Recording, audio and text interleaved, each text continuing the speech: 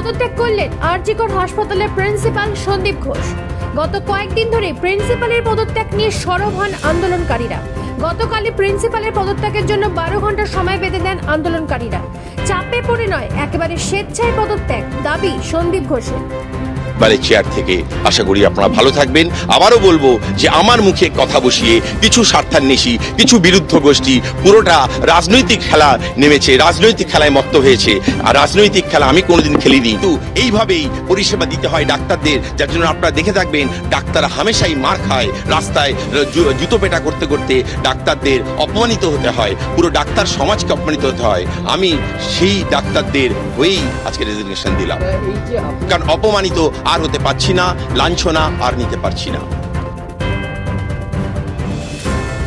কলকাতা থেকে নিজস্ব প্রতিনিধি রিপোর্ট, নিউজ প্রাইম বাংলা।